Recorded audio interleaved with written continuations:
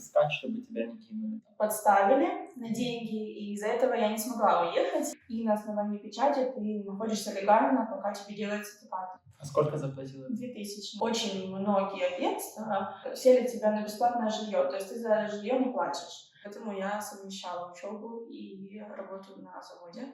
Хилтон говно. Смотри, Даш, ты сейчас живешь в Польше, да? Да. Как ты там оказалась вообще? Начну с самого начала. У меня там был парень. Мы с ним познакомились, когда он уезжал туда.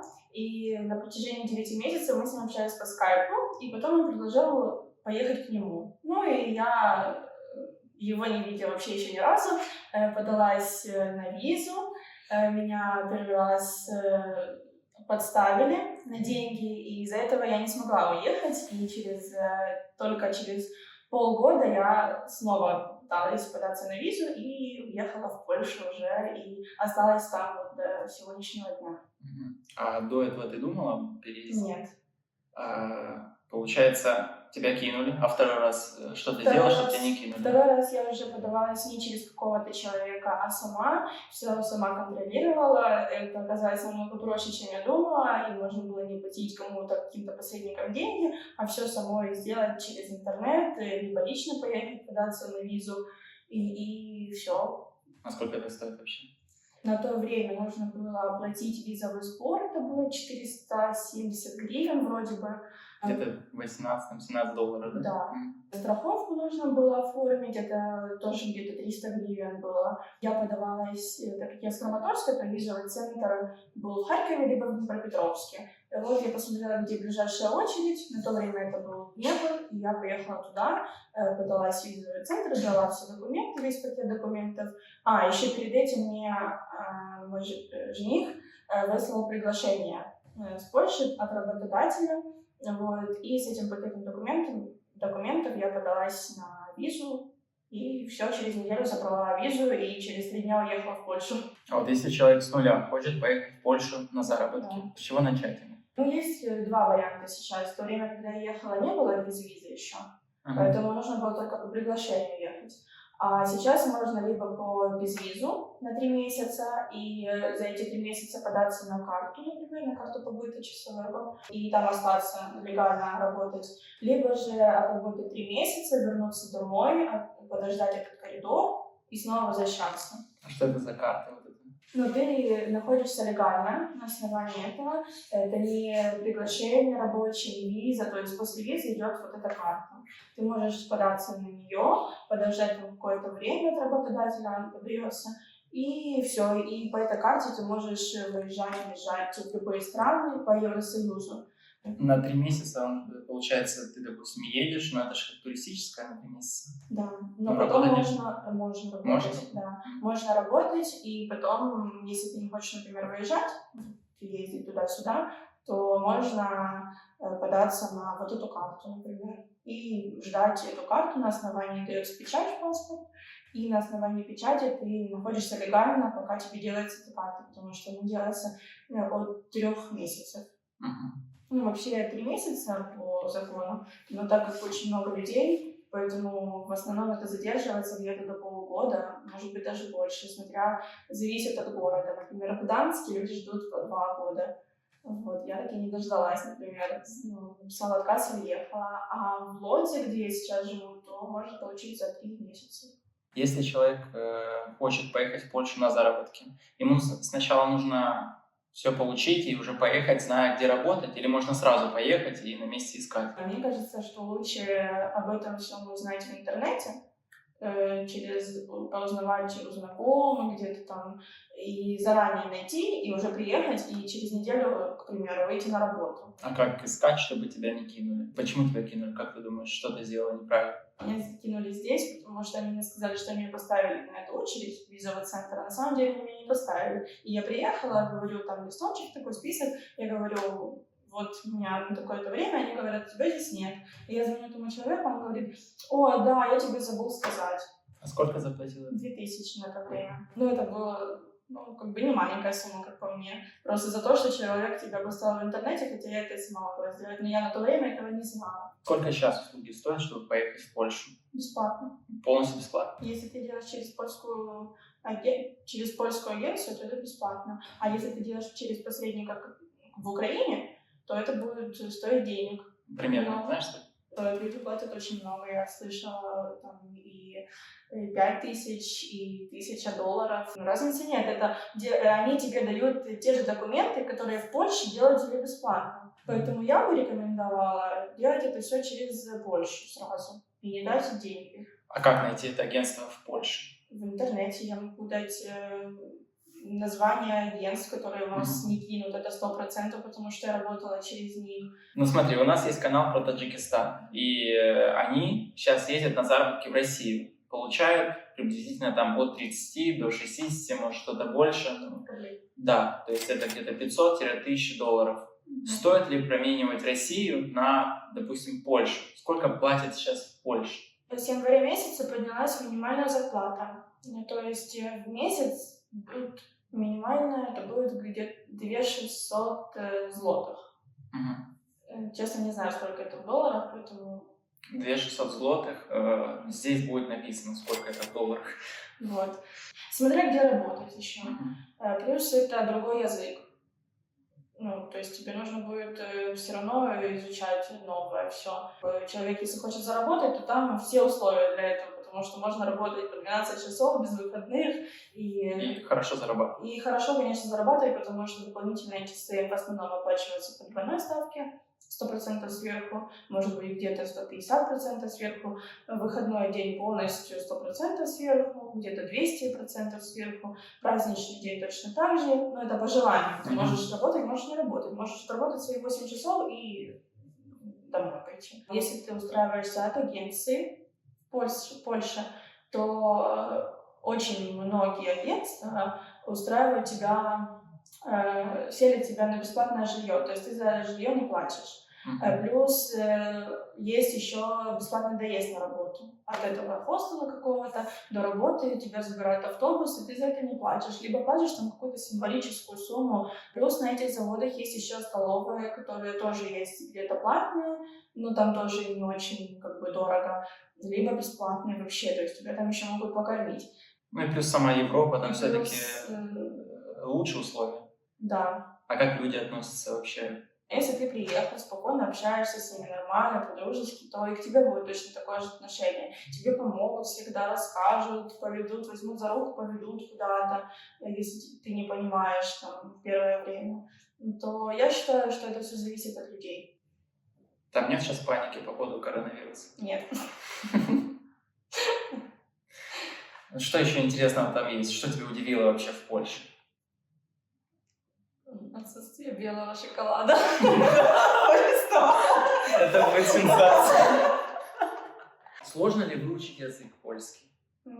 Нет, потому что для этого созданы все условия в Польше. Есть бесплатные курсы для иностранцев. Раз в неделю, к примеру, ты можешь ходить и изучать с нуля с носителем языка. Поэтому, если есть желание, то можно быстро научиться. Я, например, не учила язык, честно признаюсь. Я не ходила ни на какие курсы, не читала книжек, грамматику, ничего. Просто на слух выучила. А как будет привет по-польски? Честь. Честь — это привет. Честь? Честь. Честь. Ну, допустим, вот таджик хочет поехать в Польшу. Наверняка у него возникнет вопрос. Типа, поехать в Польшу, в Германию, в Амстердам, куда ему ехать? Лучше Польша или все-таки там, где больше платят, но, возможно, там какие-то другие условия или, не знаю, там, недоступные страны? Не знаю, как в других странах, поэтому ничего не буду говорить по этому поводу, чтобы потом не было ко мне вопросов лишних. Хорошо. А там есть разные города. Куда стоит приехать прежде всего? В какой город? Если просто погулять? Или на Поработать. Поработать, но такие вот, как Познань, Вроцлав, Лодзь, где я сейчас живу и работаю. То есть такие более промышленные какие-то города, где много... Больше заводов? Больше заводов, наверное, да. Честно, не знаю, где еще. такие вот я то, что вспомнила. Ну, вот во Вроцлаве я работала, в Лодзе я работала, я думаю, в Варшаве, в Кракове, вот в таких основных городах. А в Гданске что там В больше? Гданске больше туристическая сфера. Отели, хостелы, какие-то кафешки, рестораны. Там есть тоже заводы, но, насколько я знаю, лучше, ну, там больше по отелям и вот сфера обслуживания. Окей, понял. Смотри, ты приехала в Польшу, начала работать где? И вот свой путь расскажи вот до сегодняшнего дня вкратце. Первая моя работа это была на заводе LG. Я собирала телевизоры. На разных отделах я была. Вот, то есть сначала там можно было просто подавать рамку для телевизора, вот так стоишь целый день, подаешь эту рамку. Потом матрицу ложила в специальном таком костюме. А можно, допустим, аудиокнигу слушать, пока ты делаешь сам рутину? Где-то можно, где-то нет. Вот не разрешают, потому что это отвлекает от работы. И, например, в телевизорах, когда ты собираешь телевизор, то там нельзя делать, потому что ничего слушать, и только вот ты сидишь и делаешь свою работу. Хотя там работа очень монотонная была. Можешь сидеть целый день, есть у тебя 2 наклейки, вот так. Ты целый день сидишь, так вот, и клеишь 2 наклейки. Вот так вот. Целый день, 8 часов. Вот. Ну и нельзя слушать ни музыку, ничего, потому что миллиметр выше, миллиметр ниже телевизор работать не будет. И все. Вот, с этим очень строго. Но там я проработала 2 недели, потом нас всех уволили, было сокращение, не было работы, и нас всех уволили, оставили только те, кто давно работает, у кого документы уже настал. Я уехала домой, и через месяц вернулась обратно, только уже вернулась в Гданск. Перед этим я была во Вроцлаве. Потом поехала в Гданск, там сначала хотела работать на заводе мороженого, но послушала отзывы и решила, что эта работа не для меня. Ну, точнее, не захотела там работать, и еще узнала, что они не делают документы, а мне нужно было остаться, я не хотела уезжать, и снова ждать какой-то коридор, я хотела сразу же остаться, и все. Ну вот, поэтому я искала другую работу, и первое, что нашла, это горничная в отеле «Хилтон». Ой, кстати, рядом там хостел был, где я жил. Вот. Устроилась туда и 1,5 года работала там, в отеле. А что мотивирует менять все-таки работу? Ну, Интерес какой-то или деньги? Нет, наверное, даже не интерес и, может быть, деньги, да, чтобы больше зарабатывать, потому что, например, в отеле я работала много, и это тяжелая работа, но зарплата была маленькая. И, насколько я знаю, в отеле Hilton зарплата меньше, чем в отелях 3-звездочных, к примеру. Hilton говно. Для тех, кто там работает, да? А правда, что в Польше есть такой закон, типа, для всех студентов, и даже не для поляков, а просто, типа, если тебе до 25, то ты получаешь на доллар что-то или на 90 центов больше. Доллар сверху за каждый час получаешь, потому что тебе до 25 лет. До 26. Это вот недавно приняли закон. Если тебе до 26 лет, то у тебя меньше налог снимают с тебя, и тем самым увеличивается зарплата. Да, это так. Можно получить на 200, 300, 400 злотых больше зарплаты. Так, хорошо. И что дальше было, получается? Вот ты после Хилтона? Да, вернулась в Лодзь. Там мы искали работу, заранее искали работу, ждали приглашения, сделали визу и уехали в Лодзь и работали на Деле. Компьютеры. Да, и там я собирала компьютеры.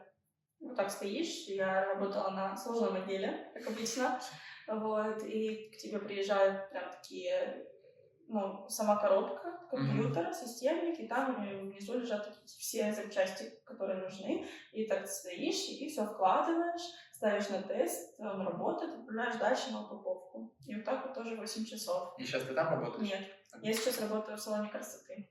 Это сразу после Дела или что-то еще? Сразу после Дела. Я 2,5 месяца работала параллельно, потому что у меня было обучение, и мне не хотела работу бросать, потому что я осталась без денег, можно так сказать. Вот, поэтому я совмещала учебу и работу на заводе. И когда я уже полностью обучилась, то я перешла в салон. Хорошо. Вот что ты посоветуешь таджику или вообще любому другому мигранту, который, может быть, хочет переехать в Польшу? Допустим, это таджик, который находится в самом Таджикистане и только начинает свою миграцию, либо это там узбек, неважно. он там или уже работает даже в России. Вот что ты посоветуешь этому человеку? Не бояться. Не бояться что-то поменять в своей жизни. Потому что, мне кажется, нужно в жизни попробовать все. Даже если ты приедешь в Польшу, у тебя что-то не получится, у тебя всегда есть право вернуться обратно. То есть ты всегда можешь поменять свою жизнь. Поэтому я считаю, что не стоит бояться ни узбеку, ни таджику, ни любому человеку в этом мире. Не армянину. И вот, допустим, у тебя вот твои друзья пишут там: Даша, что ты там? И какие они вопросы обычно спрашивают? А как уехать? Вот все то, что ты мне задал сегодня. Как уехать? Какие документы для этого нужны? А сколько денег нужно на первое время? Кстати, сколько нужна конкретно такая сумма, чтобы свободно поехать? Вот все зависит от того, как человек хочет жить. Если человек готов жить в каком-то хостеле, например, если ты едешь один, то 100% ты будешь с кем-то в комнате жить. Либо же, если агентство не предоставляет тебе жилье, то тебе нужно искать самому какую-то комнату, какую-то квартиру. То есть на это тоже нужны деньги. В Польше для того, чтобы снять квартиру, нужно заплатить сразу кауцию. Что такое кауция? Как сказать, тебе эти деньги возвращают потом, когда ты уезжаешь, если все в порядке, в квартире остается, то тебе этот возврат идет. То есть залог? Залог, да. Все зависит от квартиры, от ремонта и от хозяев. Везде разная сумма. Кто-то 1000 злотых попросит, кто-то 1500, кто-то 2, кто-то 3. И плюс за первый месяц можно сразу заплатить. То есть это тоже не дешево. Скорее всего, будет работа выбирать там, где бесплатное жилье. А какой город самый дешевый в этом плане? При этом зарплата примерно средняя по Польше. Самый такой оптимальный вариант. Мне кажется, везде одинаковые. Цены везде одинаковые. Поэтому, не знаю, мне кажется, я пожила в Гданске, во Вроцлаве и в Лодзе, то мне кажется, что Лодзь, он самый дешевый, потому что там дешевые квартиры. Город небольшой, дешевые квартиры. Во Вроцлаве, в Варшаве, в Гданске квартиры очень дорогие, поэтому на это уже минус будет. Там мне все очень нравится, поэтому я не хочу менять работу и место работы моей. Будем следить за твоими новостями. В Инстаграме. Да, ссылочка в описании. Да. Вот я смотрел программу, там Черняк, может, знаешь, такой миллиардер украинский. Он тоже брал интервью у человека, которого как раз агентство в Украине. И он занимается только агентством по предоставлению работы именно в Польше. И на этом он заработал за год больше 20 миллионов долларов. Вот, то есть, и это только одна из компаний, и то только в Польше. То есть, представляешь, какие деньги агентство забирает себе. Да. Вот, и сейчас ты, на самом деле, очень полезную информацию дала для тех, кто хочет поехать, потому что они сэкономят себе очень много денег, если взять вкупе. Это твоя польза сейчас в этом интервью. Спасибо тебе большое. Спасибо вам, что пригласили. Ставьте лайк, подписывайтесь на канал, подписывайтесь на инсту Даши, и ссылки всех агентств будут в описании. Всем добра!